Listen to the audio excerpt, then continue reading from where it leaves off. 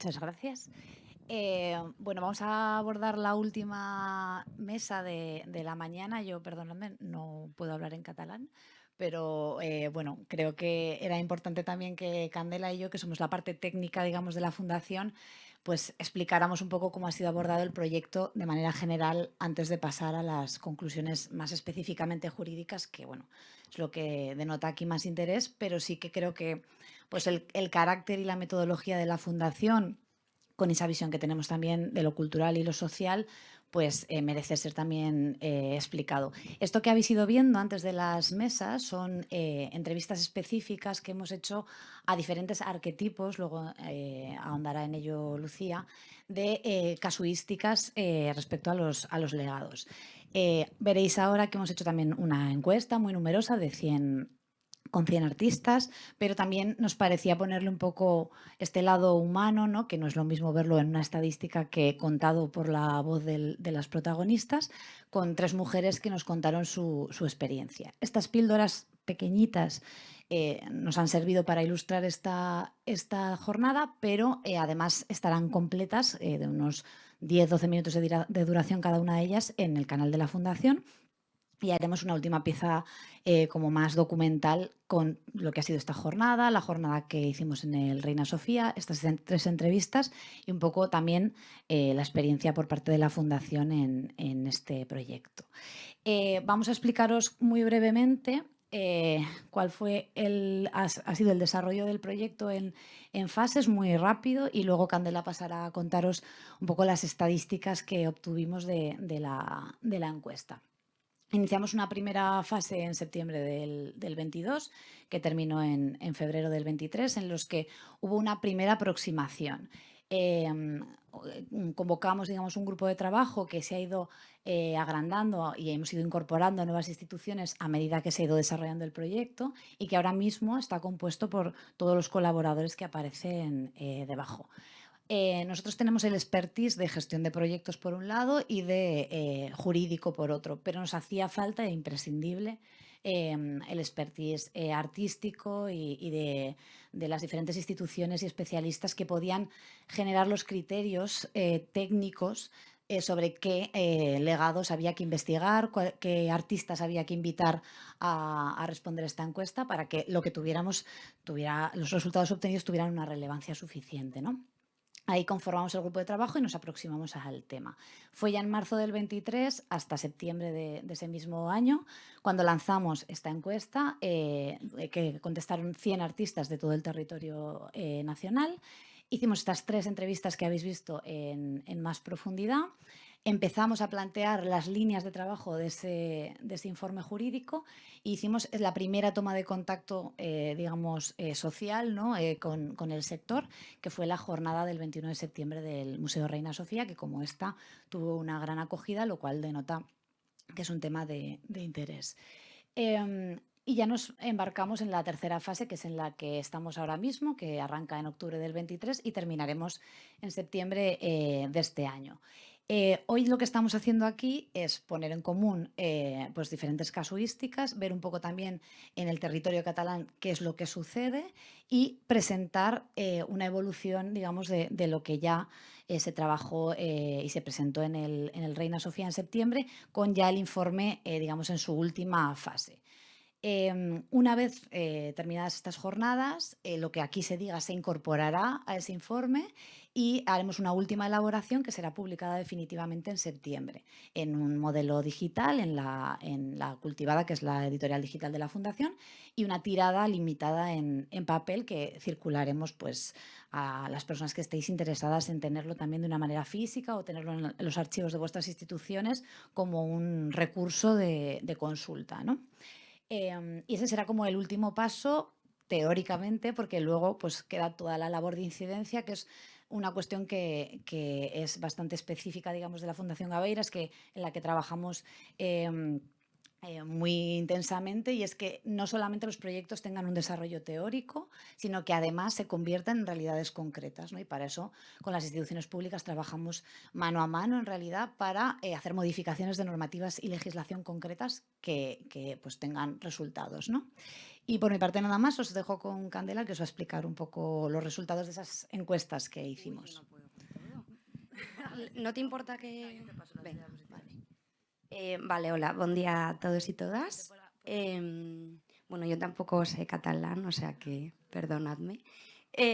Vale, primero os vamos a presentar un pelín, va a ser breve porque realmente el estudio está en un dossier que se realizó cuando finalizó y está colgado en la web de la Fundación, pero bueno, por contextualizar un poco luego lo que van a abordar Ruye y Lucía, pues para ver un poco datos más sociológicos de la problemática que estamos tratando aquí.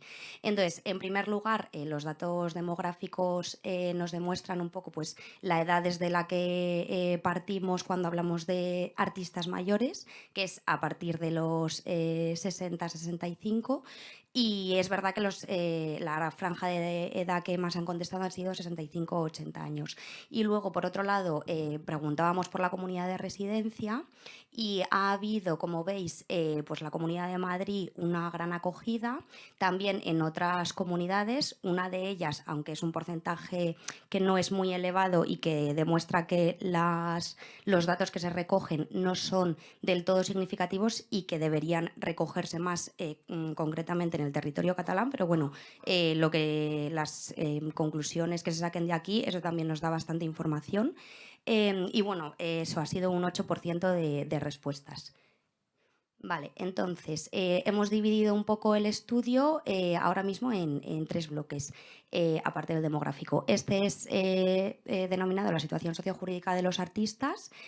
Por un lado está la rama en la que nos centramos en las cotizaciones por la actividad artística y lo que nos llama la atención aquí es que si bien, por ejemplo, un 46% de los encuestados del total ha cotizado más de 10 años, un 32% declara que no ha cotizado nunca. Y de ahí la mitad de los artistas concretamente catalanes, de ese 8%, la mitad declaran que no han cotizado nunca y el resto se difumina un poco en el resto de respuestas. Y luego, por otra parte, la rama en la que preguntábamos por las pensiones viene a comentar un poco lo mismo. Existe un 54% de los encuestados que reciben una pensión contributiva, pero sin embargo hay un 24% que nos parece una cifra bastante elevada que no recibe ningún tipo de pensión. Entonces, pues nos demuestra un poco la realidad en términos sociojurídicos que viven los artistas actualmente.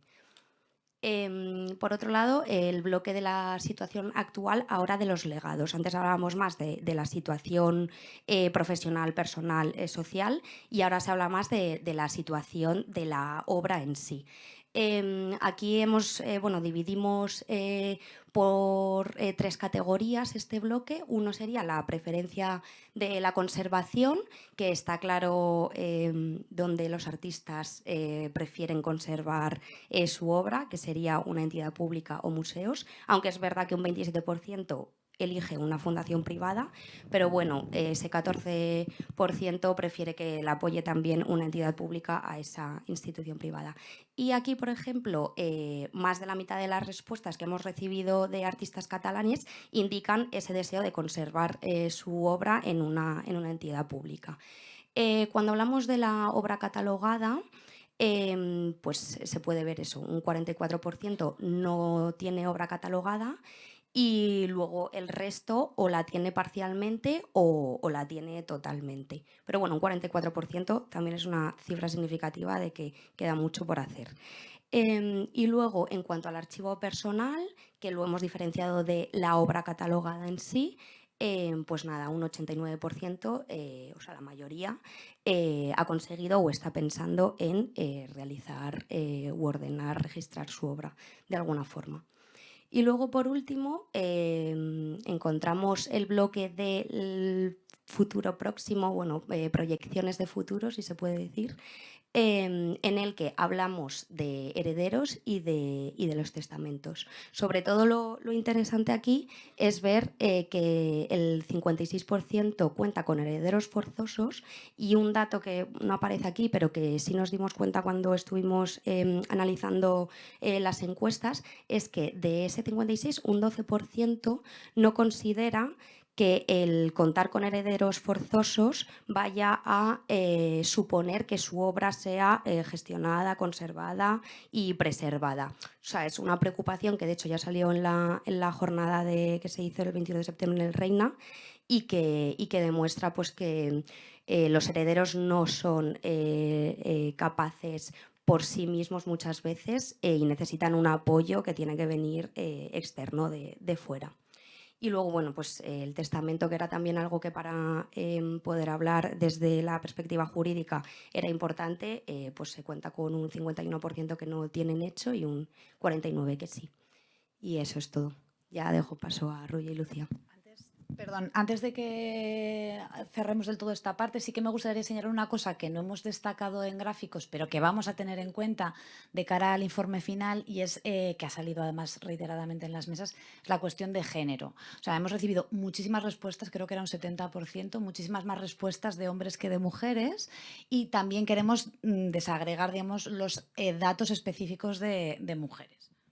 Si queréis, no está ahí, pero bueno, como lo vamos a añadir gráficamente, lo podéis consultar. Pero si queréis os doy algún dato. Por ejemplo, en el bloque de la situación sociojurídica, cuando se les preguntaba por las cotizaciones por actividad artística, el 20% de mujeres no ha cotizado nunca, frente al 12% de hombres, que es una diferencia bastante señalada. Y luego, por ejemplo, en cuanto a pensiones, el 16% de mujeres no recibe ningún tipo de pensión, frente al 8% de hombres. O sea que normalmente se dobla la cifra de mujeres que están en una situación mucho más precaria, en contraposición a sus colegas, compañeros de profesión, que son los artistas hombres. Pero bueno, como dice María, estará todo colgado en el dossier cuando acabemos. Pues nada, sin más dilación, damos paso a Lucía Cureses, que es abogada del despacho de Gaveiras y Asociados, y Ruller de Deu ya lo conocéis, ha estado presente durante toda la mañana, que van a hablaros un poco de este informe final, que bueno, será el resultado, digamos, cooperativo, ¿no?, de todo esto que estamos trabajando juntas y juntos. Así que adelante. Gracias, María. Gracias, Candela. Una cosa que quizá no hemos explicado bien, pero para que le tengáis en cuenta, en el comité de expertos que forma parte del grupo de trabajo de instituciones y artistas, ya esos 100 artistas sobre los que hemos hecho la estimación, vamos, la estadística, ya entran dentro de todos los criterios de selección que ese grupo ha determinado. Es decir, la base podía haber sido mucho mayor, pero aquí ya estamos en aquellos artistas cuyo legado, desde el punto de vista de las instituciones, de los propios artistas, de las asociaciones, deberían ser legados que de alguna manera pervivan en el tiempo y sean considerados como legados a proteger.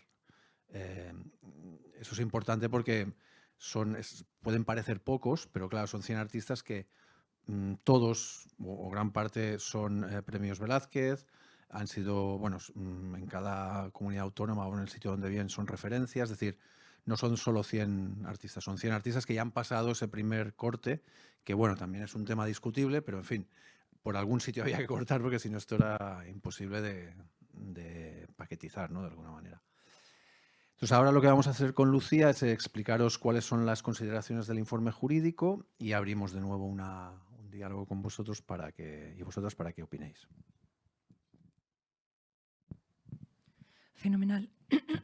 Creo que se me oye. Sí, se me oye. Bueno, buenas tardes a todos. Mi nombre es Lucía Cureses, soy abogada del área de cultura de Gaveiras y Asociados, y desde nuestro departamento pues, nos hemos encargado de realizar el soporte jurídico de este estudio titulado Legados, espacios para el cuidado de las creaciones contemporáneas. Como hemos tenido ocasión de comprobar con la presentación de mis compañeras, se trata de un estudio pionero a la hora de hacer con los recursos que disponíamos un barrido, una situación de las condiciones socioeconómicas de los artistas mayores en nuestro país.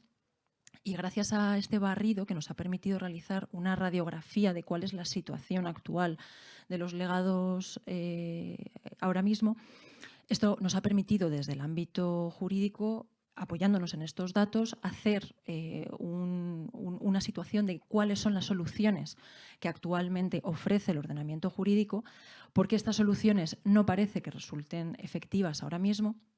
Y desde el punto de vista jurídico, de nuevo, intentar encontrar soluciones tanto actuales como que se puedan implementar en un futuro más o menos próximo.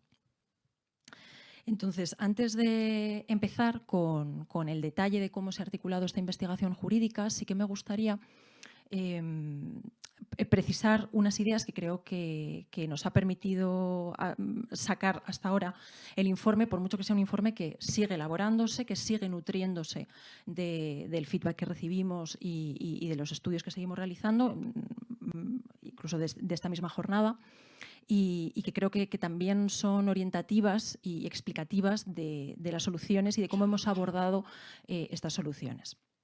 La primera de ellas, creo que este estudio nos ha permitido una cosa importantísima, como ha sido sacar al debate público el destino de los legados artísticos en nuestro país, darnos cuenta de la problemática que tienen los artistas mayores cuando llegan a la edad de jubilación y no tienen los recursos necesarios para poder conservar y exhibir dicho patrimonio.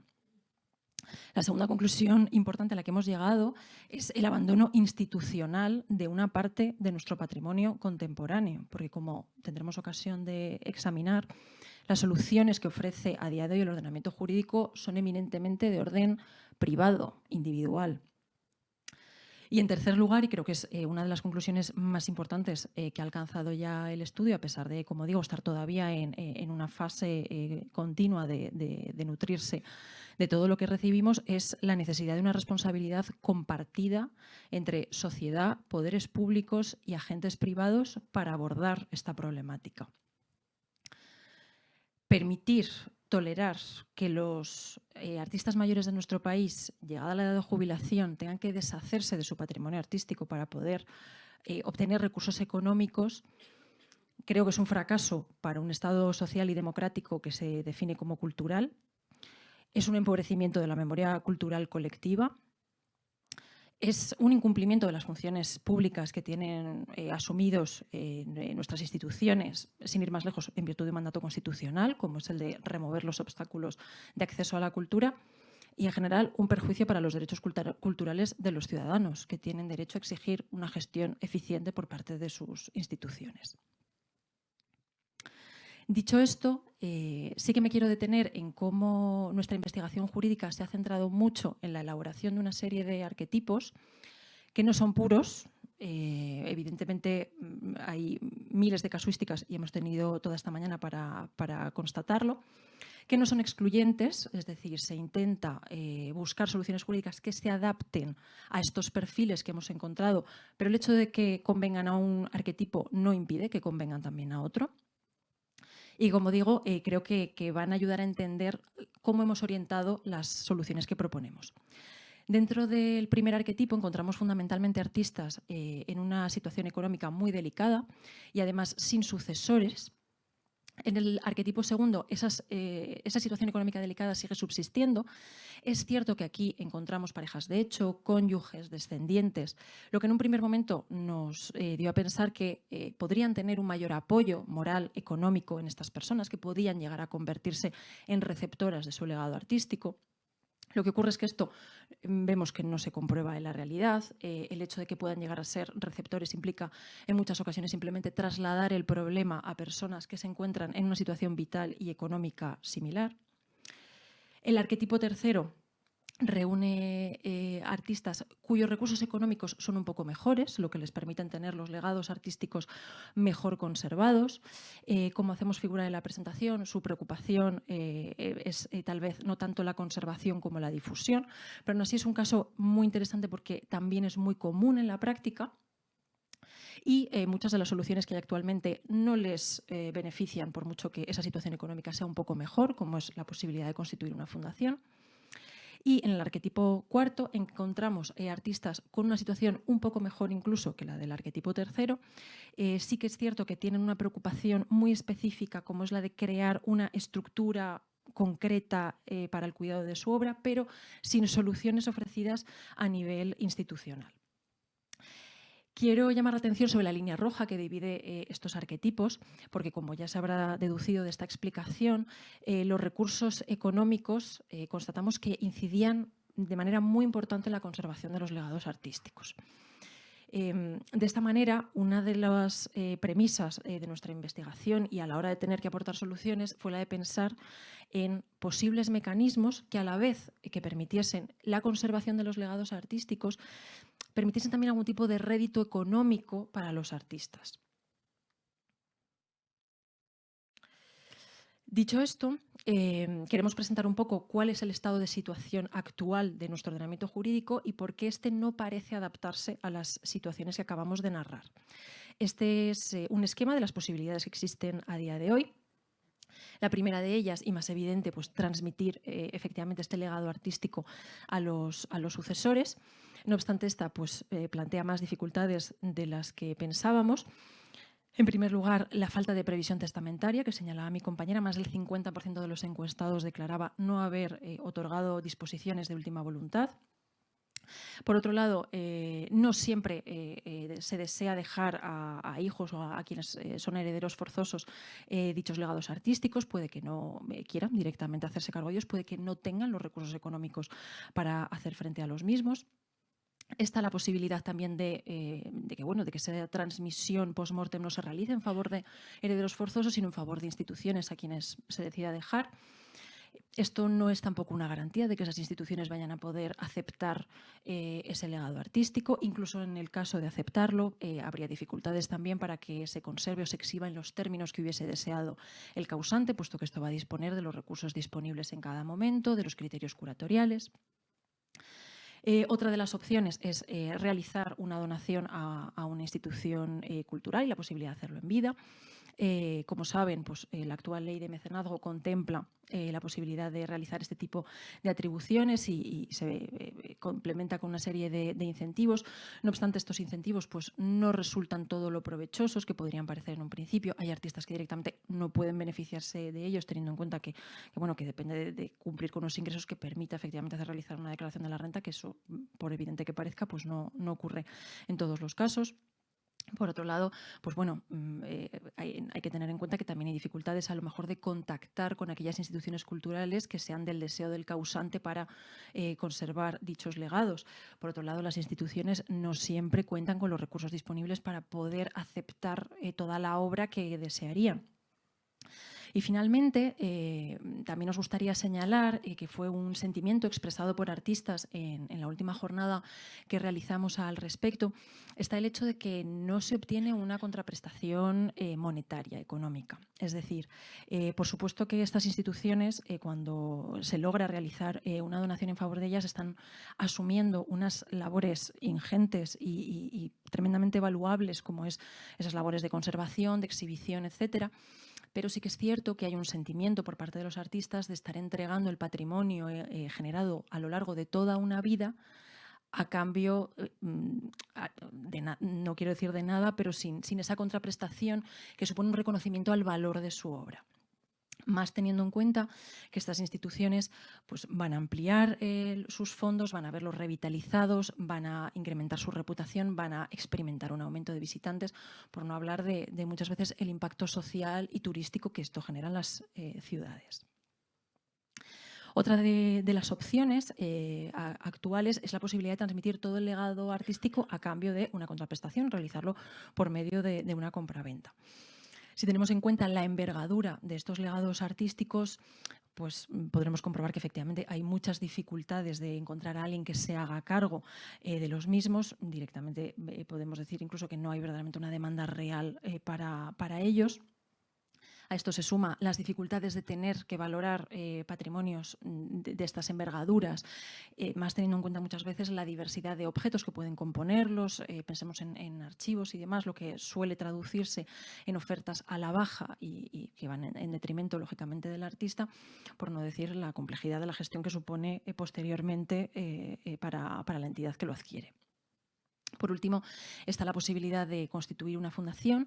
Evidentemente, las fundaciones son un instrumento en derecho que están pensados para estos supuestos, puesto que se organizan en torno a masas patrimoniales, pero presentan pues más complicaciones de las que parecería a simple vista, empezando por el mínimo que exige la ley de fundaciones para constituir una fundación. Es una dotación patrimonial mínima de 30.000 euros, lo cual no es tan evidente.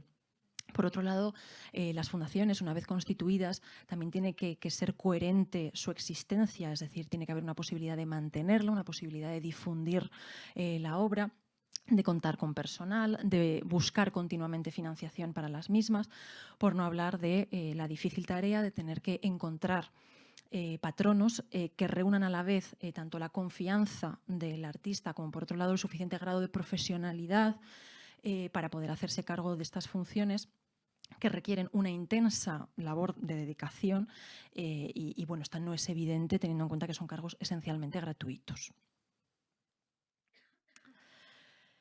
En este estado de situación, lo que se planteó fue lo siguiente: orientar las soluciones de la manera más completa posible. Es decir, pensar en soluciones, por un lado, directas. Cuando hablamos de soluciones directas, son soluciones que se centran directamente en la conservación, en la exhibición, en la entrega de esos legados artísticos.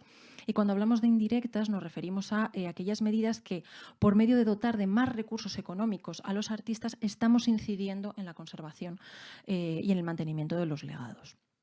Por otro lado, hemos intentado velar por proponer propuestas de modificación legislativa, es decir, incidir en normas actuales, intentar proponer cosas concretas para poder modificarlas y que esto incida directamente en la conservación de los legados, pero también intentar adaptar figuras jurídicas que ya existen, es decir, intentar acudir a lo que ya conoce nuestro ordenamiento jurídico para, en ocasiones, a través de pequeñas adaptaciones, intentar ponerlo al servicio de nuestro objetivo aquí. Como digo, se trata de una visión que ha intentado ser lo más integral, lo más holística posible y centrarnos en todos los campos. Voy a explicar detenidamente cada una de estas. Hemos empezado, lógicamente, por la normativa de la Seguridad Social, teniendo en cuenta que estas prestaciones de jubilación son el principal rendimiento económico que se va a percibir en estos momentos. Constatamos, lógicamente, en primer lugar, pues una dificultad para acceder a las prestaciones de jubilación contributivas. Esto se debe pues, a la inestabilidad cultural que ha aquejado al sector tradicionalmente, unido a que efectivamente nuestra legislación no siempre se ha adaptado a las circunstancias de los artistas. Se trabaja actualmente a través de recursos como el Estatuto del Artista en intentar mejorar las altas de la Seguridad Social de manera que se refleje de la mejor manera posible los años cotizados de manera realista y, por tanto, esto por fin pueda permitir el acceso a estas prestaciones. Nos hemos centrado en las prestaciones de jubilación no contributivas.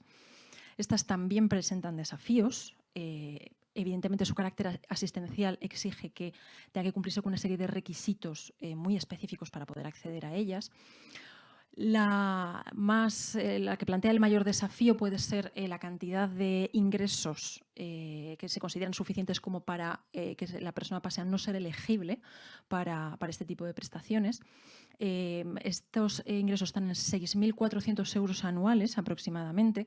Por tanto, lo que se propone específicamente es que esta cantidad sea elevada con el objetivo de adaptarla a este tipo de profesiones en que comparativamente los ingresos pueden parecer más elevados, pero son tremendamente irregulares. Por otro lado, planteábamos también el aumento de estas cantidades que se perciben directamente en concepto de prestación de jubilación no contributiva. Actualmente oscilan entre los 104 euros y 457 euros mensuales. Lógicamente, si estas ya resultan insuficientes para el sostenimiento económico, pues para realizar estas labores de conservación de los legados, pues son aún más insuficientes, con lo cual lo que se plantea específicamente es la posibilidad de elevar estas cantidades, incluso por medio de la acreditación de estas labores, es decir, que esto esté condicionado a que se acredite debidamente que se están llevando a cabo las mismas. Y por último, también queríamos abordar en este apartado la compatibilidad de los ingresos derivados de creación artística y o actividades conexas. Estos ingresos, la posibilidad pues, de percibir ingresos por razón de cursos, conferencias, ediciones de obras, derechos de propiedad intelectual, a día de hoy se consideran desde el Real Decreto Ley 2023 plenamente compatibles con las de jubilación contributiva. Ahora bien, con las no contributivas, habría que revisar la incompatibilidad que se establece cuando estos ingresos superan el salario mínimo interprofesional. Siempre, por supuesto, acreditando que se están llevando a cabo estas labores y que, por tanto, resultan insuficientes, puesto que entendemos que esta limitación estaba pensada, lógicamente, para, pues eso, para que estas prestaciones llegasen a quienes verdaderamente lo necesitan, pero aquí consideramos que no se está produciendo un enriquecimiento injusto en ningún caso, sino que se están destinando esfuerzos y recursos a una labor específicamente ardua. El segundo ámbito de actuación que nos ha parecido importante es la normativa fiscal, la normativa del IRPF. Como comentaba antes, los rendimientos de los artistas son rendimientos irregulares y, por tanto, a pesar de esto, no se tratan de esta manera en la normativa fiscal. Existen largos periodos de creación, de investigación y cuando esos ingresos aparecen, cuando se manifiestan, se gravan de una manera mucho más gravosa, valga la redundancia, que si se hubiese tenido en cuenta esos periodos. Por eso lo que se propone es pasar a calificar esas rentas como rentas de obtención notoriamente irregular, que es una figura que ya es conocida por nuestra normativa del IRPF. Lo que ocurre es que dichas rentas pues son un listado tasado que figura en la ley del IRPF, por tanto, lo suyo sería que estas se incluyesen en dicho listado. Pasarían a estar exentas a tributar en un 70% y, por tanto, estar exentas en un 30% con un límite anual que figura en la normativa de 300.000 euros. Por otro lado, proponemos también la posibilidad de incluir gastos fiscalmente deducibles, como es, por ejemplo, la utilización de los vehículos cuando estos están ligados a la actividad profesional, lo que son los desplazamientos, etcétera, de manera similar a como realiza la normativa del IVA, incluso, como hace la normativa del IVA, que presume una afectación del 50%, salvo que se acredite una afectación mayor. Dentro de este tipo de gastos, también la posibilidad de incluir los suministros de vivienda habitual cuando ésta constituye el lugar de trabajo, de manera un poco similar a cómo se realizó en la Ley de Reformas Urgentes al Trabajo Autónomo, tal vez incrementando las proporciones que contemplaba esta normativa. En tercer lugar, por supuesto, abordar la ley de mecenazgo estatal. ¿Cómo lo hemos hecho? Pues en primer lugar comprobando que efectivamente el ámbito subjetivo es muy restrictivo, es decir, ahora mismo aquellas donaciones que se ven incentivadas son aquellas que se realizan en favor de entidades sin ánimo de lucro u otras de naturaleza análoga, pero se deja fuera las entidades de carácter privado que están llamadas a jugar un importante papel también en la conservación de los legados.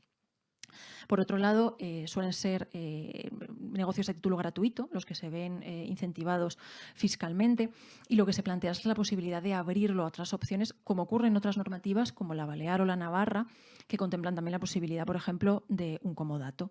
De esta manera, los artistas podrían beneficiarse de estos préstamos, de la realización de estos préstamos de uso en favor de instituciones que cubrirían estas labores de conservación, exhibición, etcétera, y que de esta manera se fomentarían.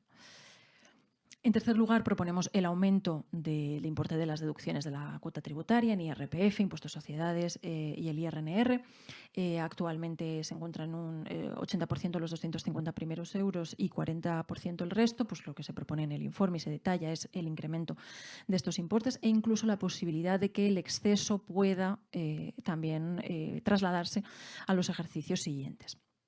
Y por último, la posibilidad de incluir este fomento de las artes visuales, este fomento de la conservación de los legados a través de su adquisición entre lo que conoce la ley de mecenazgo como actividades prioritarias de mecenazgo, que son actividades que ya conocen un incremento de los porcentajes de deducción.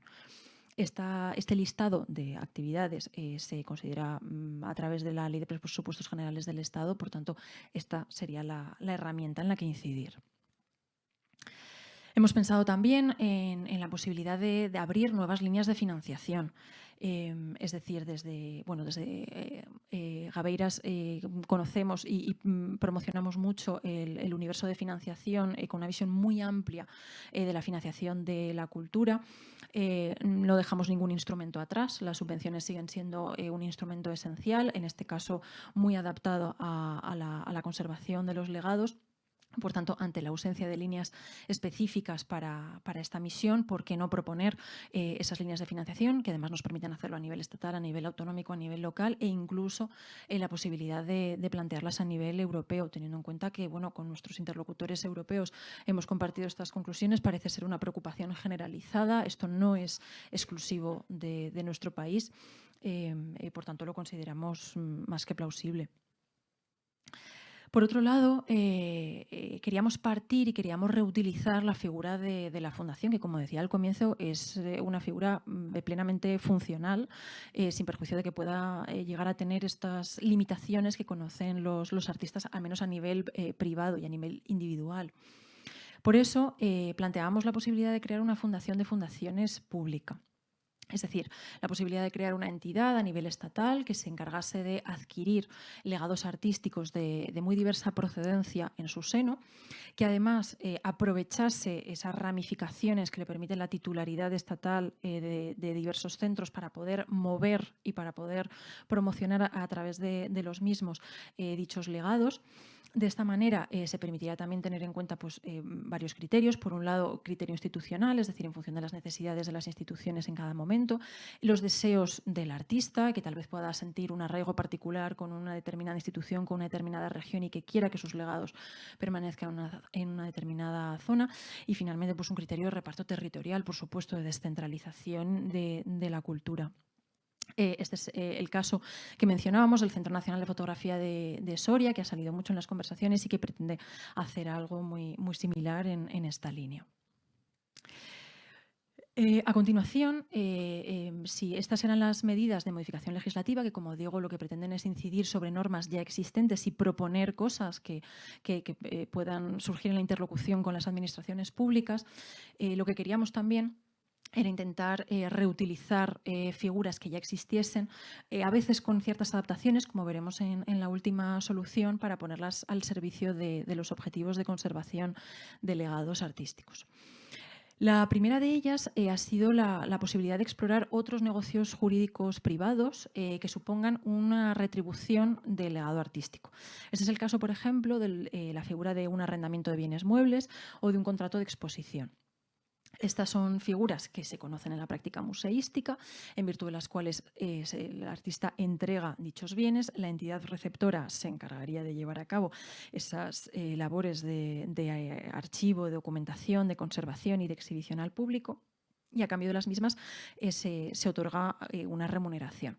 No se pierde el dominio, no se pierde la propiedad de estos legados artísticos, aunque cabe la posibilidad de complementarlas con una opción de compra. Es decir, la posibilidad de que se abone esa cantidad por el arrendamiento o por el contrato de exposición y que al final de ese contrato se dé la posibilidad a la institución de ejercitar esa opción de compra y adquirir, abonando simplemente el valor residual, lo que queda descontando los importes abonados del legado artístico, lo que facilitaría de alguna manera que esas entidades, si por razones logísticas o programáticas no han podido adquirir en un primer momento el legado artístico, que de esta manera lo puedan hacer.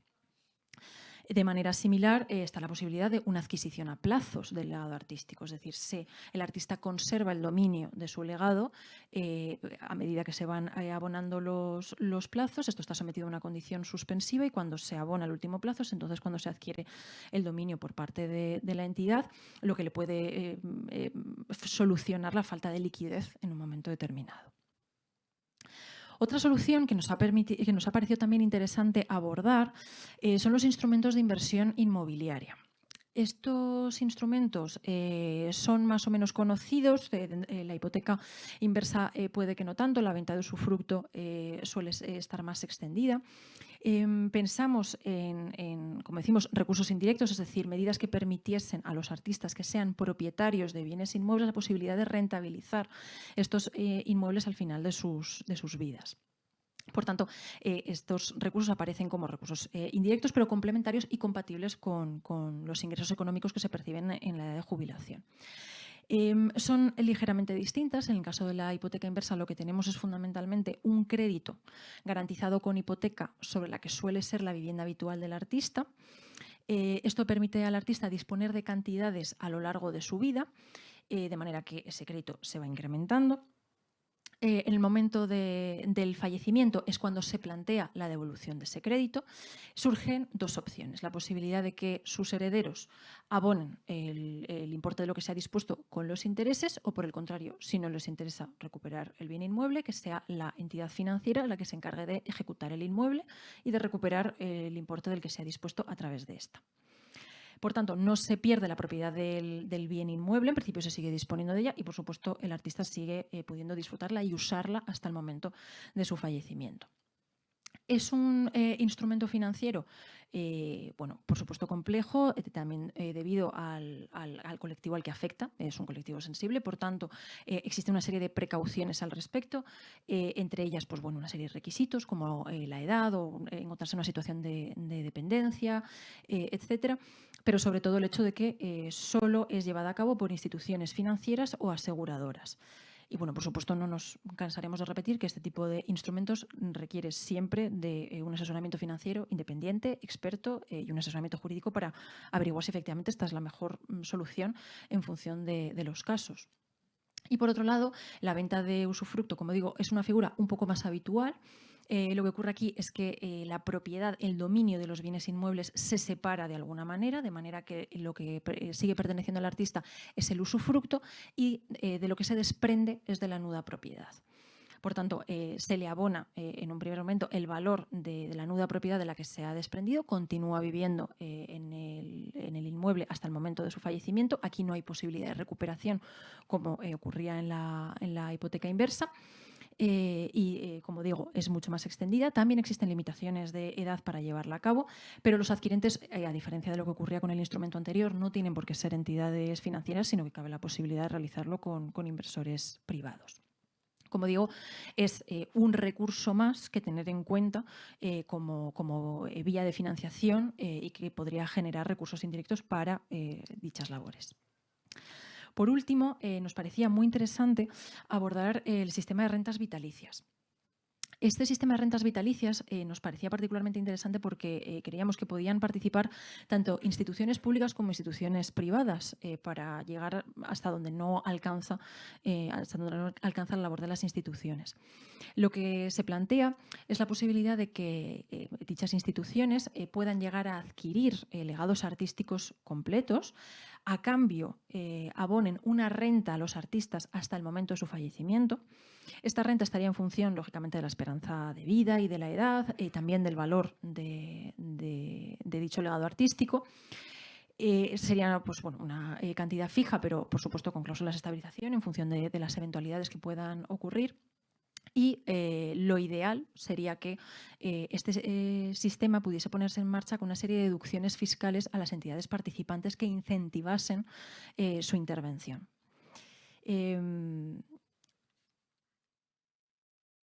Bien, con esto, bueno, me gustaría centrarnos ya en algunas conclusiones de este estudio y del informe que lo acompañan.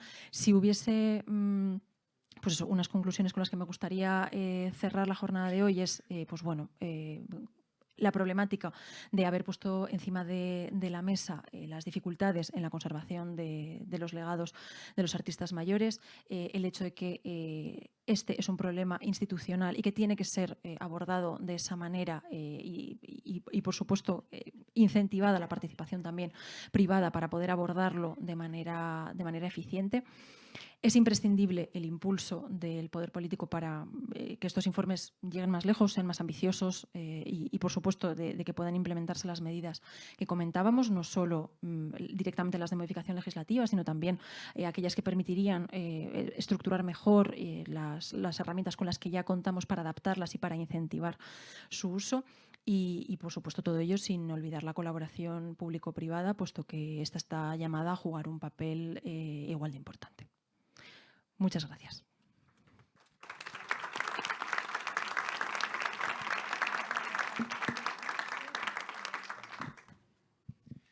Muchas gracias, Lucía. Yo creo que ha sido una excelente exposición. Hay mucha información, como veis, es muy jurídica. Ahora sí que estamos en el ámbito jurídico y ya lo siento, pero es así. Pero es nuestro papel también. Seguro que tenéis algunas dudas y preguntas. Pero bueno, como veis, aquí realmente lo que planea, como en estas 3 últimas conclusiones, podríamos decir, es que el ámbito privado puede colaborar muy mucho en todos estos procesos. Es verdad que hay que incentivarlo de distintas maneras, pero que hay una predisposición a hacerlo, con lo cual, dado el volumen de legados que pueden estar en estas situaciones y el interés planteado, pues tenemos entre todos que buscar soluciones. Aquí, por encima de estos redondeles, siempre está lo que venimos diciendo con carácter o machaconamente, ¿no? Que estamos ante un valor básico, un bien básico, y eso es todo lo que justifica todo esto. Es decir, son productos financieros o soluciones jurídicas que deben ser pensadas para poner en valor un elemento básico para nuestra vida y para nuestra personalidad y para nuestra colectividad, ¿no? Y eso es lo que de alguna manera nos tiene que impulsar en lo que proponemos. Bueno, pues sin más, si queréis hacer algún tipo de intervención, explicar alguna experiencia, que os aclaremos alguna cosa. Es mucha información, como decía. Son en la parte quizá más asistencial, por llamar de alguna manera, ahí básicamente son medidas claramente legislativas. Ahí sí que necesitamos al poder público para que de repente decida hacer una pensión cultural o artística, que diga, oye, pues para aquellos casos en los que hay una situación realmente extrema y una intervención inmediata, se puede hacer algún tipo de solución inmediata, ¿no? Y en el otro lado, en el ámbito más de medidas, o sea, de figuras ya existentes, aquí es más una adaptación, ¿no? Y algún apoyo también, pero bueno, por ejemplo, a mí se me ocurría en esto último de la renta vitalicia, que la renta vitalicia es un contrato que viene del derecho romano, es decir, no estamos inventando nada. También ahí la parte pública puede apoyar parte de esa renta, en vez de dar una subvención, puede apoyar parte de esa renta o puede beneficiar fiscalmente a una empresa, imaginaros cualquier empresa que dice yo voy a apoyar, me quedo con un legado, custodio ese legado, lo digitalizo, hago el catálogo razonado, lo expongo, lo muevo, pero tengo un beneficio sobre eso, ¿no? Ahí también el poder, o sea, la parte pública puede apoyar a esa empresa con deducciones, con aportaciones directas y que no todo bascule solo en la parte de administración pública, ¿no? Que aunque hemos visto en la estadística, como señalaba antes Candela, que la gran ilusión de alguna manera o la gran idea de todo el mundo artístico es que su legado acabe en manos públicas, ¿no? Bueno, pues eso es imposible. Partiendo de que eso es imposible, pues tenemos que buscar soluciones alternativas, ¿no? Y estas son claramente soluciones alternativas. Pues nada, si tenéis alguna...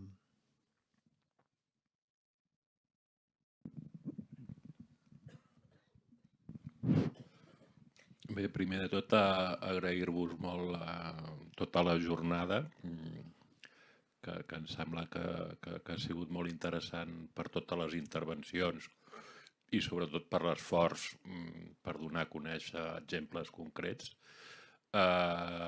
Estem parlant d'un tema d'una gran complexitat, no? que afecta a l'espai públic, a l'espai personal i sobretot a la comunitat d'artistes i a la comunitat cultural. Veig que cal fer molta pedagogia. No només en el món de l'art, sinó en el món de les institucions, hi ha un gran desconeixement sobre els drets d'autor, sobre la gestió dels drets, sobre com funciona tot això i, per tant, jo el que us diria és que fins i tot, com s'ha vist, no? La dificultat doncs, de les mateixes associacions artístiques per poder donar a conèixer, no? Les seves dificultats, és molt important una jornada com aquesta que avui s'ha fet i bé, en la mesura possible crec que seria molt important tornar-la a repetir i tocant altres aspectes i sobretot crec que hi ha molta gent que no coneix que s'està treballant en aquest àmbit. Estic parlant d'artistes, estic parlant de familiars d'artistes, estic parlant de museus, d'institucions i estic segur que tota la feina que esteu fent i tots aquests exemples que s'estan donant interessen a més gent de la que avui hi ha aquí i simplement doncs, donar-vos les gràcies i posar-nos a la vostra disposició per seguir treballant amb tot això i doncs, una mica veure quins altres aspectes importants doncs, avui no s'han tractat, no? I quins canvis s'estan fent i efectivament treballant en tots els àmbits, perquè, esclar, tots els canvis de lleis, si els polítics no reben la pressió de les associacions, de la premsa, difícilment canviaran les lleis. I, d'altra banda, naturalment, tot el marc legislatiu i les possibilitats legals són molt desconegudes des de normal, no? Però tampoc és la nostra especialitat, però el que crec que és molt important és posar-nos d'acord, conèixer-nos i sobretot poder sumar esforços i veure que necessitem els uns als altres, no? Perquè, esclar, els museus, la majoria viuen amb la precarietat, però també els artistes tenen moltes dificultats, no? I especialment aquests doncs, que ja arriben a una edat que difícilment poden viure del que fan i, per tant, doncs, no només felicitar-vos, sinó encoratjar-vos a seguir treballant a la línia i posar-nos a la vostra disposició per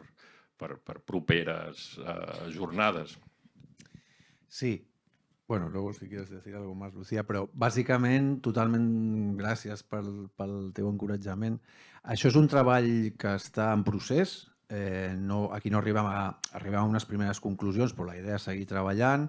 Per exemple, abans la companya de la PAC han comentat un tema d'intentar derivar tot també això a estructures col·lectives no tan formals. Em sembla molt interessant el que deia l'Anna Recasens i bé, això per exemple, no està valorat aquí. Bueno, doncs és una línia a tindre en compte, a aportar. I per altra banda, també aquesta guia mínima un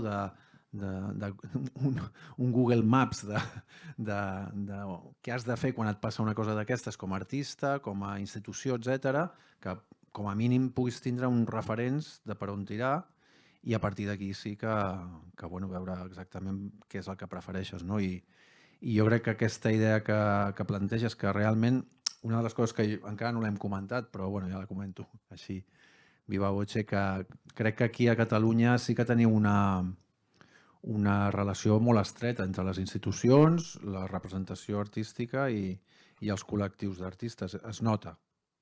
I això està molt bé.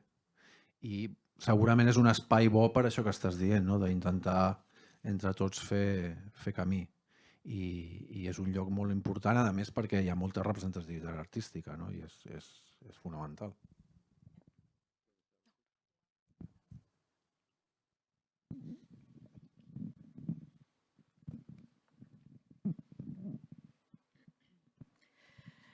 Bueno, soc Anna Turbau, soc fotodocumentalista i he sigut fotoperiodista. El que acabes de dir, perdona, a la meva edat ja dic el que penso. El que estàs dient no, en l'últim cas serà que estem una mica millor que l'absència a tot el reste del país. Això només per començar. Però m'heu donat una gran alegria, que avui, no sé quin dia és, del 2024... 10 d'abril. Sí, exacte. Comencem a parlar d'una cosa que a mi m'ha costat reflexionar, m'ha costat moltes llàgrimes i he tingut un cost professional molt important. El que un artista, per exemple, perquè sóc artista, faci fotos fotografies a qualsevol lloc del territori espanyol, aquí a Catalunya, fins fa molt poc, no se la considerava. És a dir, s'ha fet una censura absolutament brutal a nivell polític respecte a aquests temes. M'adoneu una gran alegria perquè comencem a parlar del tema. Potser jo l'explicaré molt més crudament i molt més sense tantes... perquè jo ho he patit i represento també a companys que estan visquent exactament encara, si no parlem, per exemple, dels arxius de Paco Elvira, per exemple, etc. Vull dir que seria un nombre molt llarg d'afectats per això, de les persones que ens hem dedicat amb la nostra professió a reflexar la realitat i la història d'aquest país. Trencar el sostre i el concepte tan... Perdoneu, me fico... Això m'ha costat moltes llàgrimes dir-ho. Aquest concepte de que el que tan tancat de les autonomies, de que si ets català però ja no ets res més, si ets andalús i la teva obra.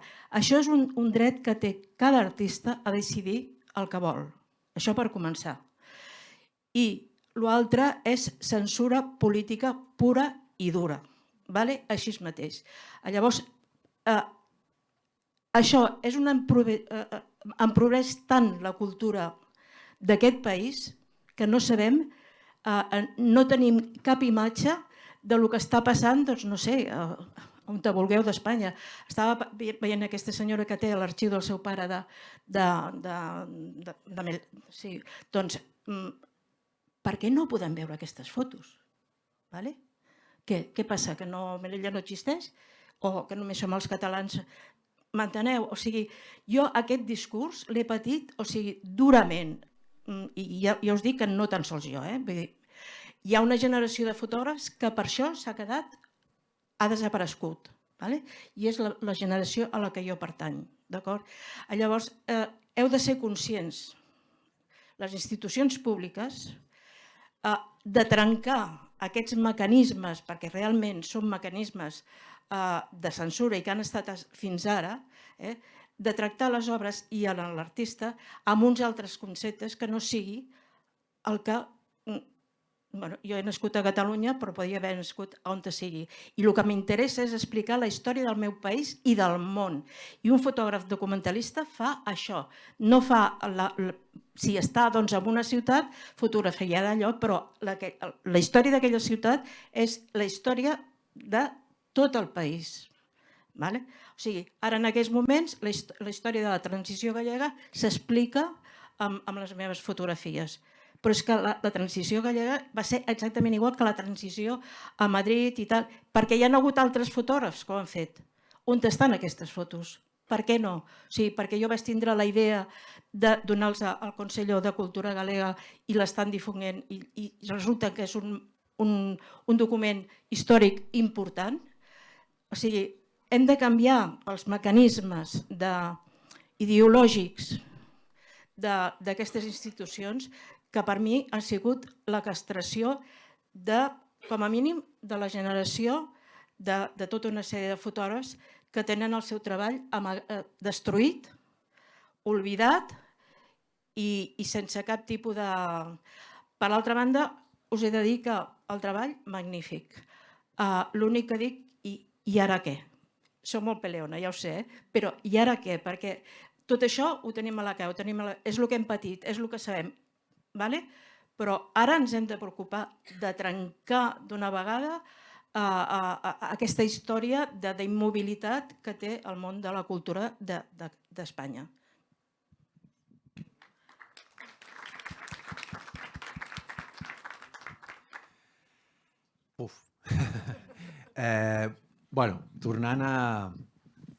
Tornant a la presentació d'alguna manera, per tindre un guió, hi ha mesures de caràcter legislatiu i d'impuls que, entre tots, les hem de dur a terme. És a dir, nosaltres no som una institució legislativa, ojalà, però no ho som.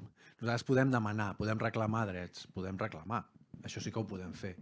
podem fer informes, podem fer estudis, podem fer estadístiques, podem parlar amb les institucions, podem parlar amb els museus, i això és el que pretenem fer amb aquests actes, no? I aquesta és la idea.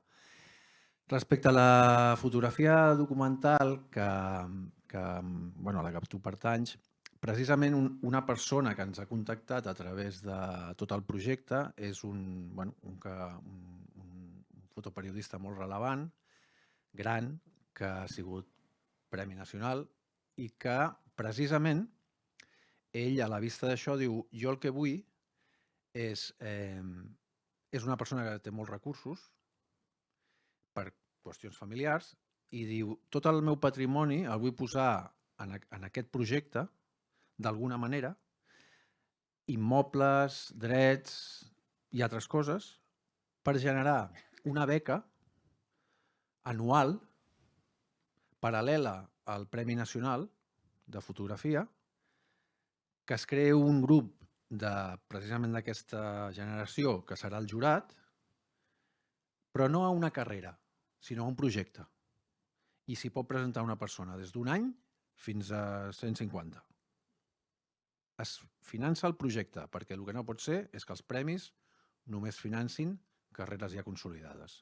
Pot ser jove, pot ser de mitjana carrera, pot ser gran, el que sigui. Bueno, aquesta persona, des de l'àmbit privat, ha dit jo, el meu patrimoni, tinc la sort de tenir recursos, el poso a disposició del projecte. Bé, doncs això ja és una militància sobre... Això ho farem, és el que podem fer. No? Podem traslladar aquesta voluntat d'aquesta persona per ajudar-vos a la resta del col·lectiu a funcionar. El que està fent la Sílvia amb la seva fundació doncs, és el mateix, no? Posar la seva part. Evidentment, si tots tinguéssim molts recursos seria genial, o fóssim l'administració, però no ho som. Llavors jo crec que per una banda es tracta de fer aquesta pedagogia, compartir les dades, compartir les experiències i per altra banda el que cadascú pugui fer en la mesura de les seves possibilitats, doncs anar-ho fent. Però això que t'estic explicant ara d'aquest fotoperiodista, curiosament, ens està passant amb molts artistes que diuen, bueno, jo tinc uns certs recursos i jo el que vull és posar-ho a disposició del projecte, perquè hi ha molta gent que no.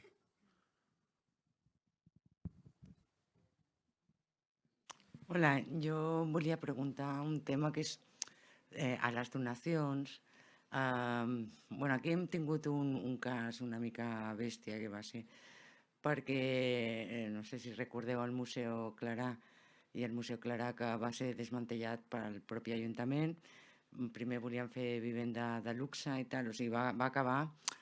Primer va ser una donació absolutament altruista per tal de conservar allò i el que volia... Finalment va haver-hi una moguda popular i es va aturar i es va constituir un altre tema, una biblioteca o un casa, ja no me'n recordo. Però la qüestió és una mica que et volia plantejar és fins quin punt un tipus de donació queda protegit respecte a males praxis que després puguin tindre les institucions. I una pregunta molt curta d'abans que m'ha quedat és que crec que les condicions pels hereus dels llegats artístics és que després han de conservar l'obra. Llavors, com es compatibilitza el fer una donació, per exemple, amb això de que desgravin un 95% d'impostos a l'hora de declarar? Són les dues coses i una mica que també, ja que esteu fent una feina fantàstica, que tingueu una mica en compte aquest tema, sobretot de la falta a vegades de seriositat en això, perquè es podrien inclús haver destinat a altres coses, però treure'l del món de l'art per convertir-lo en qualsevol altra cosa, un llegat que ha sigut donat precisament per això, a mi em sembla una barbaritat brutal. Brutal. Traduzco.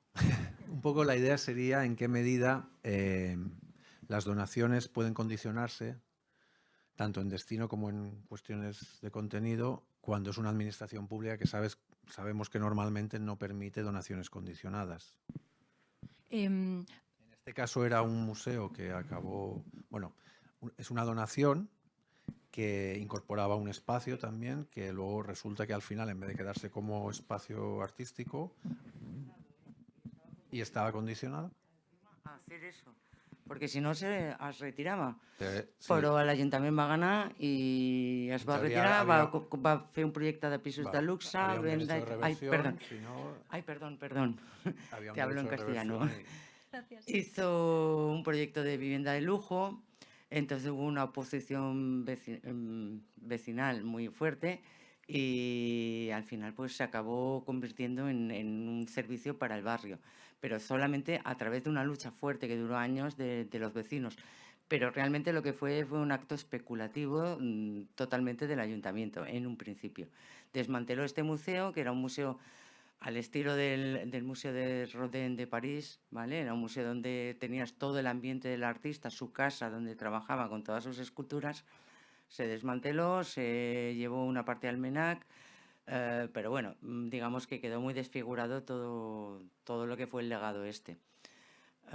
Y bueno, y además pues con el agravante de que sí estaba estipulado que no se podía hacer eso y tal, pero bueno, no sé, se perdió el caso y acabó así. Desconozco cuál es la... Bueno, aquí lógicamente entraría en juego la legislación específica civil catalana, al menos basándome en el Código Civil y en Derecho Común.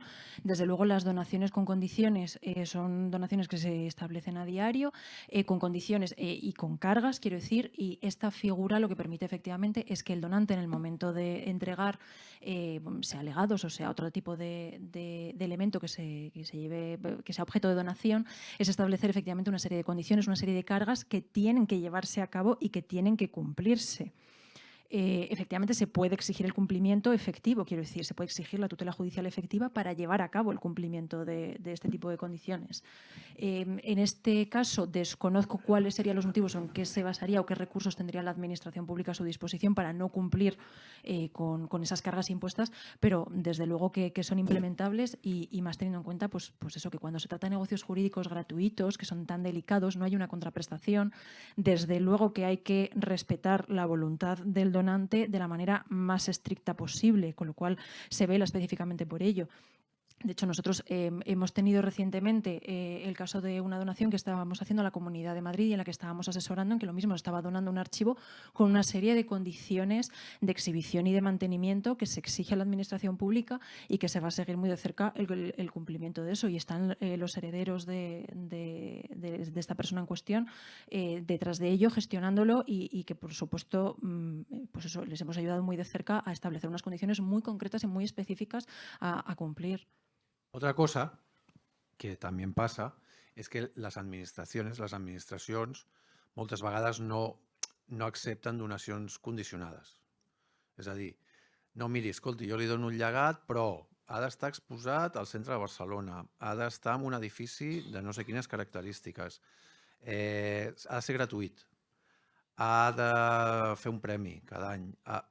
Llavors, clar, l'administració diu, escolta, jo em puc comprometre jo, que avui soc director general o estic... No? Però, clar, el que vingui després, llavors, perquè ha sigut aquest que ha acceptat això, que no podem complir.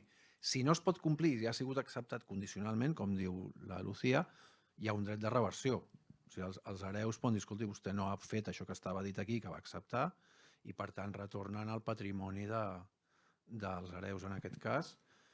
I en el cas que poses, hauríem de mirar exactament què va passar i què diu la sentència, però en principi en derecho catalán está igual, o sea que... Sí, lo miraremos. Pero vamos, en principio las donaciones condicionales son perfectamente legales. Otra cosa es que los herederos, en un momento dado, esto es una arma de doble filo, porque la administración puede decir, vale, llévatelo. Y entonces, ostras, ¿ya qué hacemos con esto? Entonces, sí, vamos a mirar el caso en concreto y porque no lo conocemos bien. Sí, vamos. Hola. Buipe, bueno, quiero hacer una pregunta, digamos, a la Fundación Gaveiras. Ha hecho unas estadísticas en función más o menos de 100 artistas, ¿vale? Entonces, a nivel legislativo quiere hacer una nueva legislación en función de los productos, o sea, de legados que como productos financieramente son rentables, o una legislación, digamos, a cualquier legado, aunque sea de un nivel, digamos, que no sea nada rentable. No sé si me explico con claridad. Más o menos, pero vamos a ver si te hemos Sí, entendido. es decir, Sí. vosotros queréis hacer una legislación pensando, digamos, en la rentabilidad, digamos, ¿no? Vale. Lo que nosotros queremos es que, creo que en algún momento de las conversaciones lo hemos dicho, un legado es una entidad viva. Es como una empresa, de hecho, ¿no? Tiene derechos, obligaciones, puede generar recursos, genera gastos también, debería poder contratar a gente, en fin. Como veo que eres extranjero, el modelo al que deberíamos también tender es al del trust. En el derecho anglosajón hay una figura que es parecida a la fundación, pero sin personalidad jurídica específicamente, ni tantos problemas de gestión, que son los trusts, que es a un patrimonio, de alguna manera, reconocerle que es un operador jurídico y que genera derechos y obligaciones y puede funcionar pues como si fuera una persona, ¿vale? Puede contratar, puede tener beneficios, puede pagar impuestos, pero no tiene una gestión compleja. Con que haya una persona encargada de esa función ya está bien, ¿no? Y su objetivo es que eso perdure en el tiempo, el mayor tiempo posible. El modelo ideal es este. Aquellos legados que generen, por ejemplo, derechos, como se ha dicho antes, fenomenal. Aquellos legados que tengan un interés general como elemento artístico, pues también puede incorporarse a un museo que, bueno, pues también cobra entrada, ya hemos visto que muy pocas, pero cobra entrada, en fin, que puede generar unos recursos, ¿no? Puede ser objeto de un documental que luego genere recursos, en fin, se puede vender. Otra de las cosas que también no nos ha dado tiempo de explicar es que las fundaciones que tienen un legado, o un legado en general, en el ámbito de una fundación o de otra estructura, no conlleva que no se pueda vender parte. O sea, tiene que haber también una compatibilidad entre la financiación de ese universo de bienes con el mantenimiento de esos bienes, ¿no? La Fundación Pollock, en Estados Unidos, de vez en cuando vende un Pollock. Claro, con eso ya tiran 5 o 6 años, ¿no? Tiene un presupuesto igual de 50 millones de dólares. Bueno, pues con uno, a un menor escala, pues lo mismo. No, o sea, no estamos hablando solo de legados o del cuidado de legados que sean rentables, no. Estamos hablando del cuidado de legados que tengan un interés general. O sea, que decidamos entre todos, sobre todo la parte técnica, que esto hay que mantenerlo y luego ya veremos cómo. Pero si hay que mantenerlo, hay que mantenerlo. En unos casos generará recursos y en otros no. Pero para el que lo adquiere, imagínate, por ejemplo, una empresa, cualquier empresa, Repsol, por decir algo, que diga, oye, pues yo voy a iniciar una línea de adquisición de legados contemporáneos. ¿Qué gano a cambio? Porque al final hay un director financiero que dice, oye, ¿qué nos reporta esto? En vez de invertir en molinos, que nos genera una deducción por I+D, ¿qué deducción nos genera esto? Ahora nos genera la deducción en determinadas condiciones, quizá, de la ley de mecenazgo. Una miseria. Bueno, pues esto es lo que hay que cambiar. Que el señor de Repsol diga, no, es que nos vamos a quedar 10 legados y vamos a montar un museo, pues como el de Aguas de Barcelona, en el que hay un patrimonio artístico que se pone a disposición de la ciudadanía y encima le genera a él una deducción. Fantástico. Esto no lo hemos acabado de explicar bien porque es también una parte del trabajo que estamos haciendo con el IAC. Sabéis que en el mundo de las artes escénicas en vivo y en el cine hay una deducción muy potente que proviene de la ley de mecenazgo también, pero que está incluida en el impuesto de sociedades, que es que los costes y los gastos de una película, por ejemplo, generan una deducción. Generan una deducción que se puede aplicar en la propia productora o, cosa que nunca pasaba en derecho español, pero sí en el derecho anglosajón, se puede vender.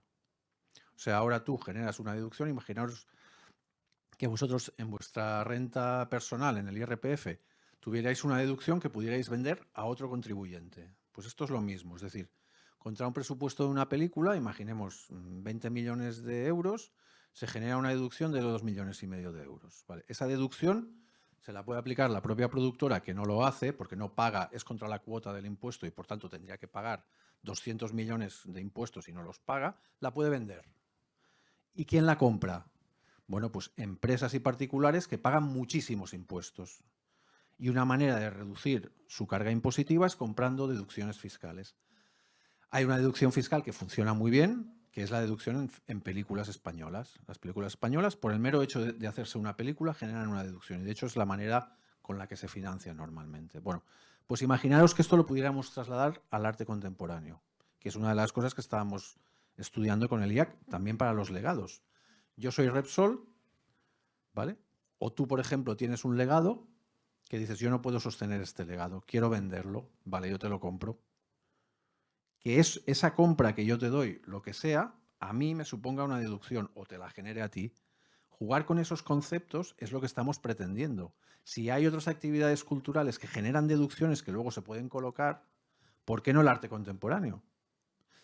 A menor escala, con presupuestos mucho más pequeños, evidentemente. Un artista no es una productora de cine, pero un artista durante 3 años o 2 que está preparando una exposición, pues tiene unos costes, lo que decíamos antes con Lucía, ¿no?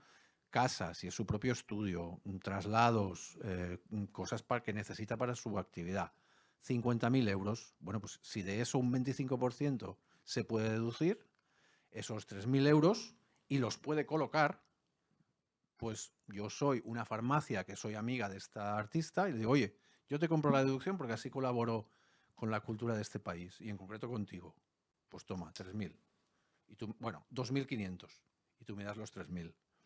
Tú tienes 2.500 hoy y yo los 3.000 me los deduzco en el impuesto de sociedades o en el IRPF del ejercicio siguiente. Todos ganamos. Esto, que he explicado así muy rápido, esto funciona de maravilla. O sea, el cine español funciona por esto. Y ahora, las artes escénicas y musicales en vivo, ¿por qué os pensáis que hay tantos festivales ahora mismo? Por eso. Porque tienen una deducción brutal. Sonar, Primavera, todos. Las giras de Live Nation, todos.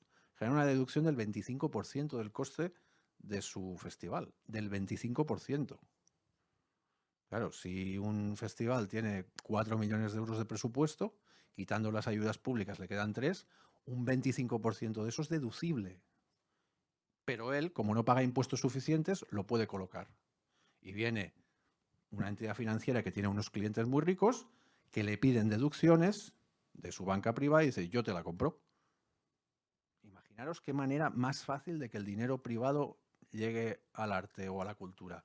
Así. Es un contrato, ¿eh? Es un contrato de financiación, no es más.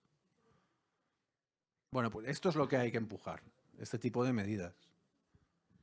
Bueno, perdonad, pero es que estamos media hora fuera del tiempo y también me sabe mal por la gente que está también aquí trabajando, pues que está fuera de su horario. Entonces, sé que hay mucho interés. Os invitamos ahora a todos a comer en el Convent, pues podemos seguir ahí hablando. Me gustaría invitaros también a que sigáis a la Fundación Gabeiras, sobre todo la newsletter, porque será a través de ese medio donde comunicaremos los avances del informe, la publicación, etcétera. Y luego agradecerle al MACBA y comentaros a todos que con la entrada que habéis para venir hoy aquí podéis entrar hasta el domingo gratuitamente en el museo. O sea que también gracias. Y gracias a todos y todas por asistir, gracias a los ponentes y bueno, nos vemos muy pronto.